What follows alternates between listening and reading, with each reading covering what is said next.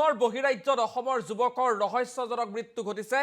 উত্তৰ প্ৰদেশৰ কানপুৰত মৃত্যু হাজোৰ বঙালতোলাৰ সঞ্জীৱ ডেকাৰ। এই মুহূৰ্তৰ ব্ৰেকিং নিউজ আমি জনাইছো। যোৱা এটা বছৰত দেখিবলৈ পোৱা গৈছে ইজনৰ পাছত সিজনকৈ যুৱকৰ বহিৰাজ্যত মৃত্যু, আৰু এবাৰ উত্তৰ প্ৰদেশৰ কানপুৰত মৃত্যু হৈছে হাজোৰ বঙালতোলাৰ সঞ্জীৱ ডেকাৰ।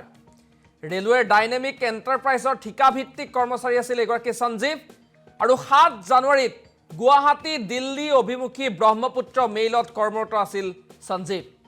নিশা AC কোচত দায়িত্বত থকা সঞ্জীৱৰ মৃতদেহ পুৱা উদ্ধাৰ হৈছে ৰেল আলিত। আমি ফটোগ্ৰাফ দেখুৱাইছোঁ। বাসগৃহটোতো কেনে এটা পৰিৱেশে বিৰাজ কৰিছে সেই দৃশ্য আমি দেখুৱাইছোঁ। শোকাকুল পৰিৱেশে বিৰাজ কৰা বৰ্তমান পৰিলক্ষিত হৈছে, আৰু বহিৰাজ্যত পুনৰ মৃত্যু হ'ল এজন অসমীয়া যুৱকৰ, আৰু ৰেল লাইনৰ দাঁতিত উদ্ধাৰ হৈছে মৃতদেহ। বিভিন্ন সময়ত অসমৰ পৰা কামৰ সন্ধানত বহিৰাজ্যলৈ যোৱা এইসকল যুৱকৰ মৃতদেহ উদ্ধাৰ হয়, কিন্তু তাৰ পাছতো চৰকাৰ প্ৰশাসনে এটা বিশেষ ব্যৱস্থা, বিহিত ব্যৱস্থা এই পৰ্যন্ত লোৱাত কিন্তু ব্যৰ্থ হোৱা পৰিলক্ষিত হৈছে। কিয় বাৰে বাৰে অসমৰ যুৱকে বহিৰাজ্যত প্ৰাণ হেৰুৱাবলগীয়া হয়, সেয়া এই মুহূৰ্তৰ এটা কোটিটকীয়া প্ৰশ্ন।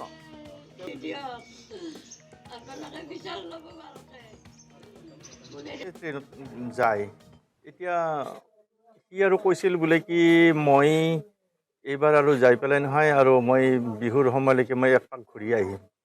ই 6টা দিনা, পৰহি দিনা নহয়, 6টা দিনা নহয়, ই সন্ধিয়া নহয় আমাৰ ঘৰত গৈছিল। ই ব্ৰহ্মপুত্ৰ মেলত। পৰহি দিনা আবেলি ট্ৰেইনখন গৈছিল। পৰহি দিনা আবেলি যোৱাৰ পিছত নহয়, ৰাতি নহয়, ঠিক 12:30 বজাত নহয়, প্ৰেমপুৰ বুলি কানপুৰৰ ওচৰত সি গৈ পাইছে। গৈ পাওঁতে তাত নহয় ৰাতিপুৱা 5:10 ট্ৰেইনৰ GRPF নহয়, ট্ৰেইনৰ লাইনৰ কাষত নহয় তাৰ ডেড বডি এটা পৰি থকা দেখা পাইছে। ডেড বডিটো পৰি থকা দেখা পালে নহয়, এইটো ট্ৰেইনৰ বুলি তাৰ হেৰি আছে, আইডেণ্টি কাৰ্ড আছে। চাই পেলাই নহয় তেতিয়া কৈছে বোলে কি আপোনালোকৰ নহয় ট্ৰেইনৰ ষ্টাফ এজন নহয় ইয়াতে মাৰা গৈছে, আৰু ইয়াতে পৰি আছে, গতিকে কি হয় কি নহয় এইটো ভেৰিফাই কৰি পেলাই নহয় কামাখ্যা ষ্টেচনলৈকে পঠাই দিছে। পঠাই দি তাত যি চাই হয় সঞ্জীৱ ডেকা, গতিকে ইয়াৰ নহয় স্পট ডেড। পুনৰ বহিৰাজ্যত অসমৰ যুৱকৰ ৰহস্যজনক মৃত্যু ঘটিছে। উত্তৰ প্ৰদেশৰ কানপুৰত মৃত্যু হাজোৰ বঙালতোলাৰ সঞ্জীৱ ডেকাৰ।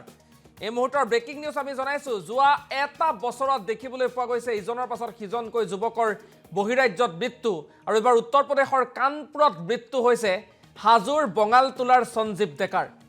ৰেলৱেৰ ডাইনেমিক এণ্টাৰপ্ৰাইজৰ ঠিকাভিত্তিক কৰ্মচাৰী আছিল এগৰাকী সঞ্জীৱ, আৰু 7 জানুৱাৰীত গুৱাহাটী দিল্লী অভিমুখী ব্ৰহ্মপুত্ৰ মেইলত কৰ্মৰত আছিল সঞ্জীৱ।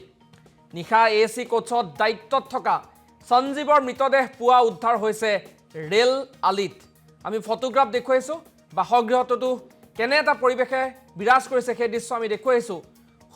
শোকাকুল পৰিৱেশে বিৰাজ কৰা বৰ্তমান পৰিলক্ষিত হৈছে, আৰু বহিৰাজ্যত পুনৰ মৃত্যু হ'ল এজন অসমীয়া যুৱকৰ, আৰু ৰেল লাইনৰ দাঁতিত উদ্ধাৰ হৈছে মৃতদেহ।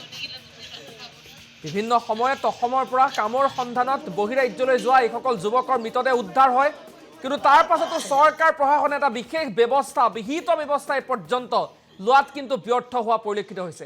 কিয় বাৰে বাৰে অসমৰ যুৱকে বহিৰাজ্যত প্ৰাণ হেৰুৱাবলগীয়া হয়, সেয়া এই মুহূৰ্তৰ এটা কোটিটকীয়া প্ৰশ্ন।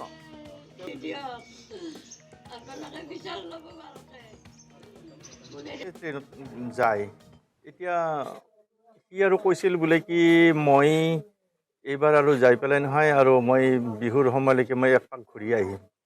ই 6টা দিনা, পৰহি দিনা নহয়, 6টা দিনা নহয়, ই সন্ধিয়া নহয় আমাৰ ঘৰত গৈছিল। ই ব্ৰহ্মপুত্ৰ মেলত। পৰহি দিনা আবেলি ট্ৰেইনখন গৈছিল। পৰহি দিনা আবেলি যোৱাৰ পিছত নহয়, ৰাতি নহয়, ঠিক 12:30 বজাত নহয়, প্ৰেমপুৰ বুলি কানপুৰৰ ওচৰত সি গৈ পাইছে। গৈ পাওঁতে তাত নহয় ৰাতিপুৱা 5:10 ট্ৰেইনৰ GRPF নহয়, ট্ৰেইনৰ লাইনৰ কাষত নহয় তাৰ ডেড বডি এটা পৰি থকা দেখা পাইছে। ডেড বডিটো পৰি থকা দেখা পালে নহয়, এইটো ট্ৰেইনৰ বুলি তাৰ হেৰি আছে, আইডেণ্টি কাৰ্ড আছে। চাই পেলাই নহয় তেতিয়া কৈছে বোলে কি আপোনালোকৰ নহয় ট্ৰেইনৰ ষ্টাফ এজন নহয় ইয়াতে মাৰা গৈছে, আৰু ইয়াতে পৰি আছে, গতিকে কি হয় কি নহয় এইটো ভেৰিফাই কৰি পেলাই নহয় কামাখ্যা ষ্টেচনলৈকে পঠাই দিছে। পঠাই দি তাত যি চাই হয় সঞ্জীৱ ডেকা গতিকে ইয়াৰ নহয় স্পট ডেট